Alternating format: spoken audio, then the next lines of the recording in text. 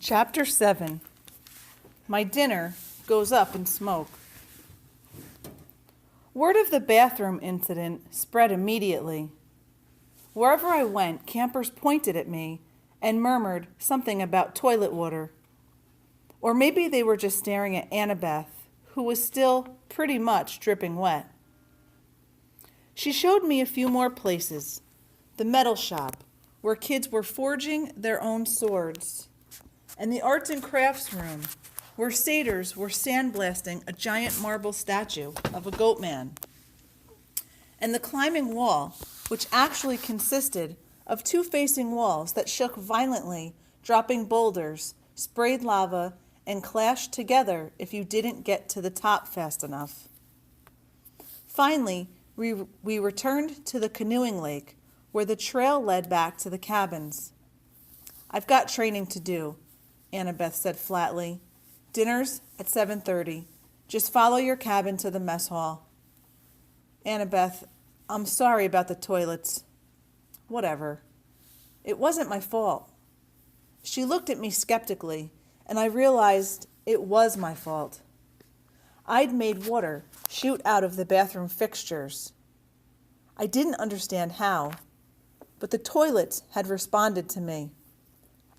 I had become one with the plumbing. "You need to talk to the Oracle," Annabeth said. "Who?" "Not who. What? The Oracle. I'll ask Chiron." I stared into the lake, wishing somebody would give me a straight answer for once. I wasn't expecting anybody to be looking back at me from the bottom, so my heart skipped a beat when I noticed two teenage girls sitting cross-legged at the base of the pier about 20 feet below. They wore blue jeans and shimmering green t-shirts, and their brown hair floated loose around their shoulders as minnows darted in and out. They smiled and waved as if I were a long-lost friend. I didn't know what else to do. I waved back. "Don't encourage them," Annabeth warned. "Naiads are terrible flirts." "Naiads?" I repeated, feeling completely overwhelmed. "That's it. I want to go home now." Annabeth frowned. "Don't you get it, Percy? You are home. This is the only safe place on earth for kids like us." "You mean mentally disturbed kids?" "I mean not human. Not totally human anyway. Half human." "Half human and half what?" "I think you know." I didn't want to admit it, but I was afraid I did. I felt a tingling in my limbs, a sensation I sometimes felt when my mom talked about my dad. "God?" I said. "Half God." Annabeth nodded. "Your father isn't dead, Percy. He's one of the Olympians." "That's crazy." "Is it? What's the most common thing gods did in old stories?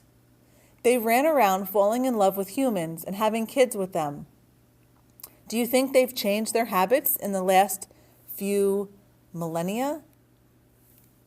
"But those are just," I almost said myths again.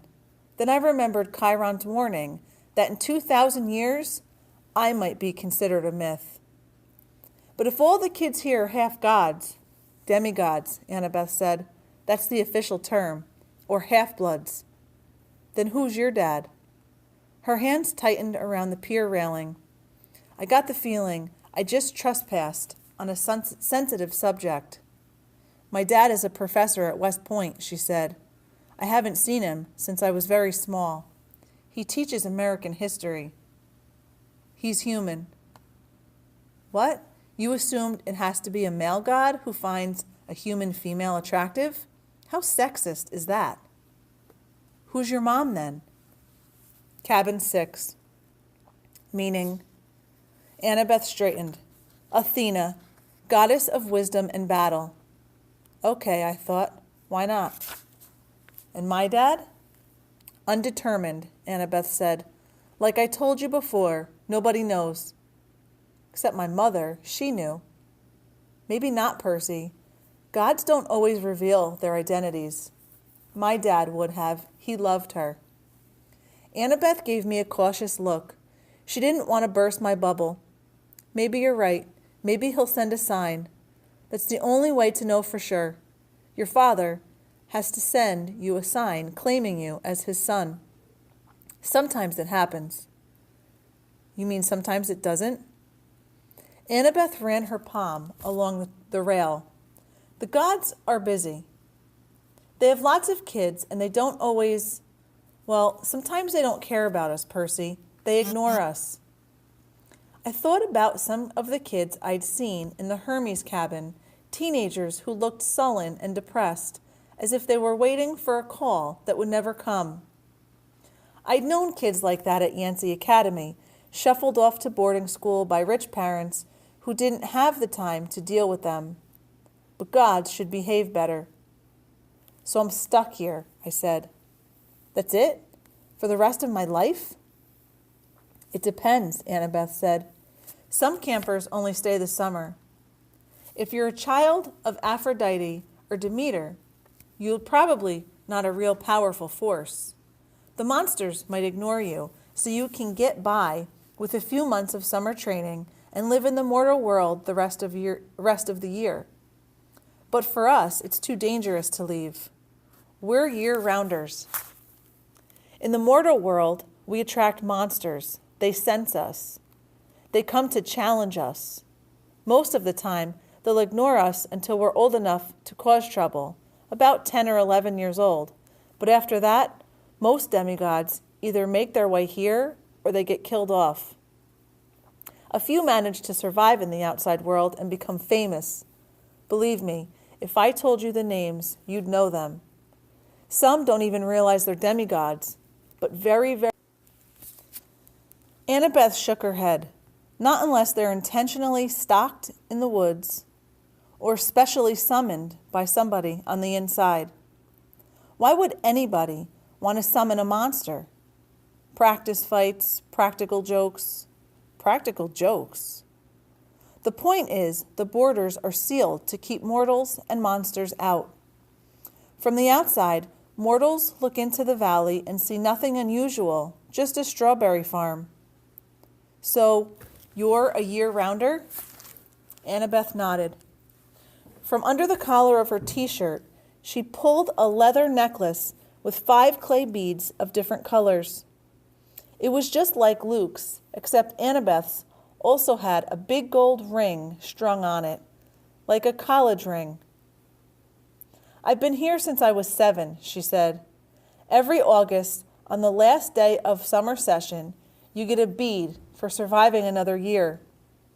I've been here longer than most of the counselors, and they're in college. Why did you come so young? She twisted the ring on her necklace. None of your business. Oh, I stood there a minute in uncomfortable silence. So I could just walk right out of here right now if I wanted to? It would be suicide, but you could, with Mr. D's or Chiron's permission. But they wouldn't give permission until the end of the summer session unless you were granted a quest. But that hardly ever happens. The last time, her voice trailed off. I could tell from her tone that the last time hadn't gone well. Back in the sick room, I said, you were feeding me that stuff, ambrosia. Yeah, you asked me something about the summer solstice. Annabeth's shoulders tensed. So you do know something. Well, no. Back at my old school, I overheard Grover and Chiron talking about it. Grover mentioned the summer solstice.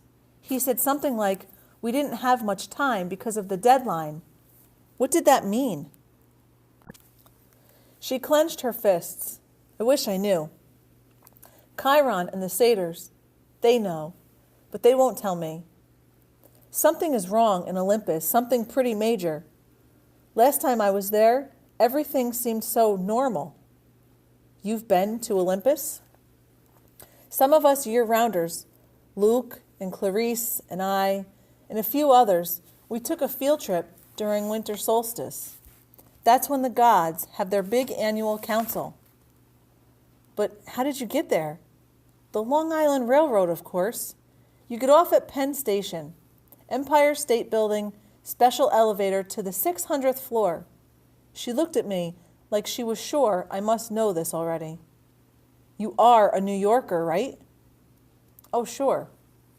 As far as I knew, there were only 102 floors in the Empire State Building, but I decided not to point that out.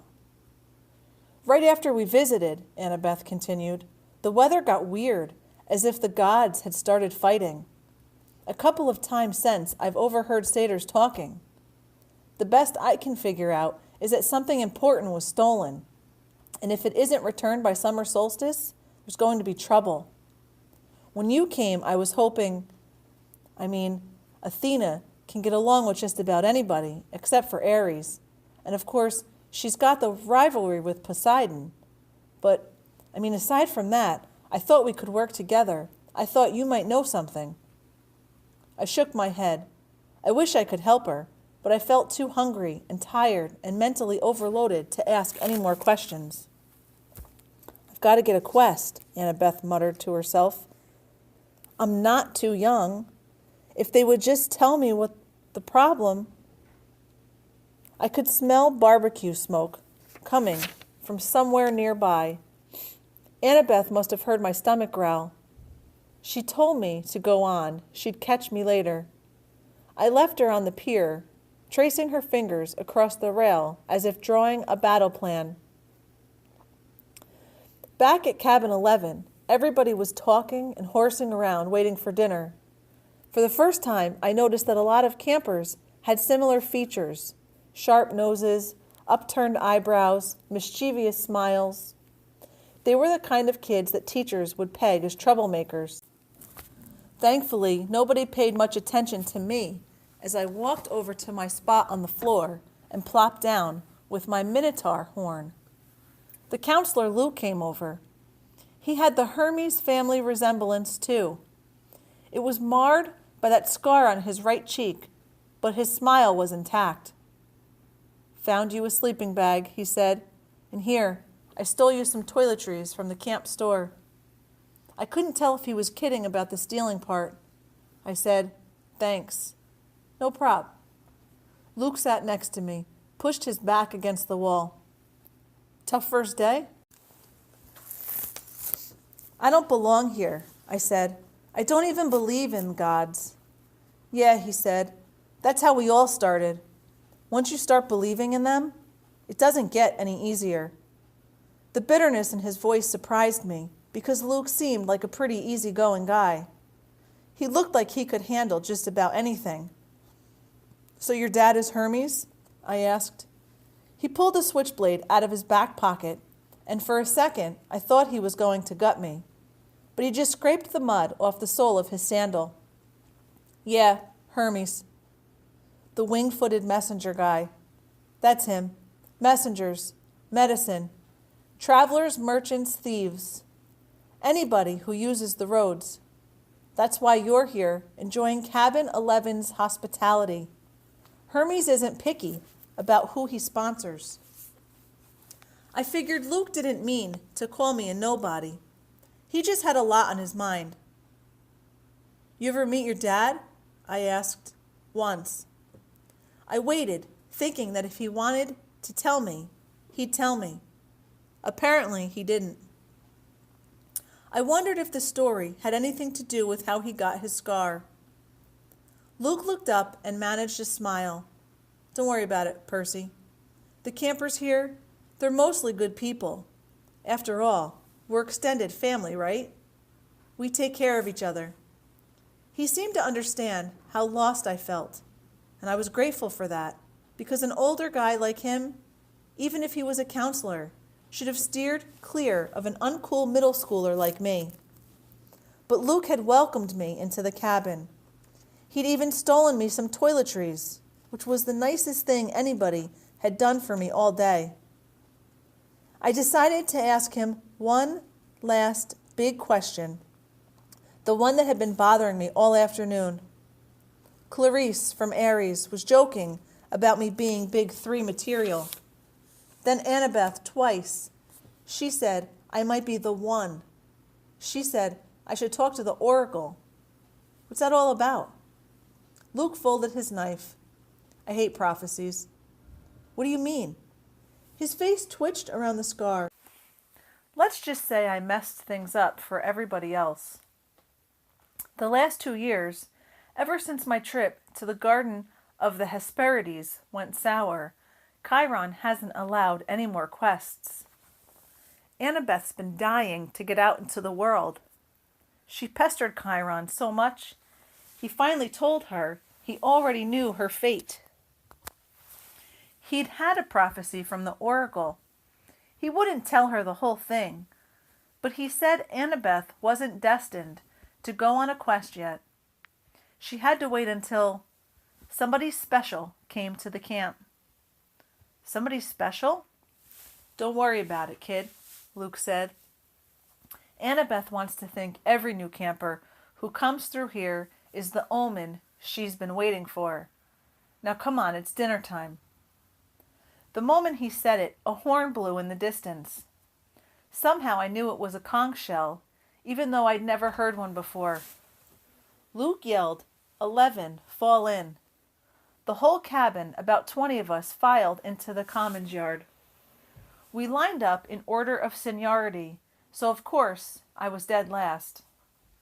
Campers came from the other cabins too, except for the 3 empty cabins at the end, and cabin 8, which had looked normal in the daytime, but was now starting to glow silver as the sun went down. We marched up the hill to the mess hall pavilion. Satyrs joined us from the meadow. Naiads emerged from the canoeing lake. A few other girls came out of the woods, and when I say out of the woods, I mean straight out of the woods. I saw one girl about 9 or 10 years old melt from the side of a maple tree and come skipping up the hill. All in all, there were maybe 100 campers, a few dozen satyrs, and a dozen assorted wood nymphs and naiads. At the pavilion, torches blazed around the marble columns. A central fire burned in a bronze brazier the size of a bathtub. Each cabin had its own table covered in white cloth, trimmed in purple. 4 of the tables were empty, but cabin 11's was way overcrowded. I had to squeeze onto the edge of a bench with half my butt hanging off. I saw Grover sitting at table 12 with Mr. D, a few satyrs, and a couple of plump blonde boys who looked just like Mr. D. Chiron stood to one side, the picnic table being way too small for a centaur. Annabeth sat at table 6 with a bunch of serious-looking athletic kids, all with her gray eyes and honey blonde hair. Clarice sat behind me at Aries' table. She'd apparently gotten over being hosed down because she was laughing and belching right alongside her friends. Finally, Chiron pounded his hoof against the marble floor of the pavilion, and everybody fell silent. He raised a glass. To the gods. Everybody else raised their glasses. To the gods. Wood nymphs came forward with platters of food. Grapes, apples, strawberries, cheese, fresh bread, and yes, barbecue. My glass was empty, but Luke said, "Speak to it. Whatever you want. Non-alcoholic, of course." I said, "Cherry Coke." The glass filled with sparkling caramel liquid. Then I had an idea. Blue cherry Coke. The soda turned a violent shade of cobalt. I took a cautious sip. Perfect. I drank a toast to my mother. She's not gone, I told myself. Not permanently, anyway. She's in the underworld. And if that's a real place, then someday... "Here you go, Percy," Luke said, handing me a platter of smoked brisket.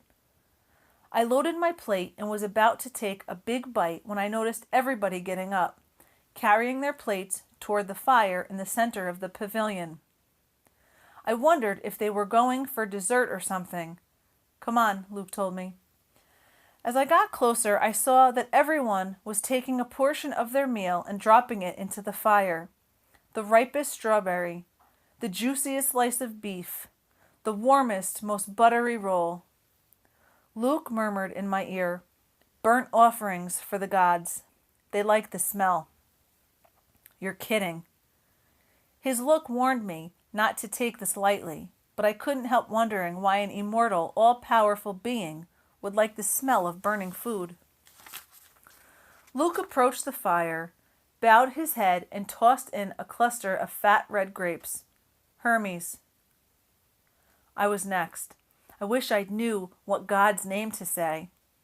Finally, I made a silent plea. "Whoever you are, tell me, please." I scraped a big slice of brisket into the flames.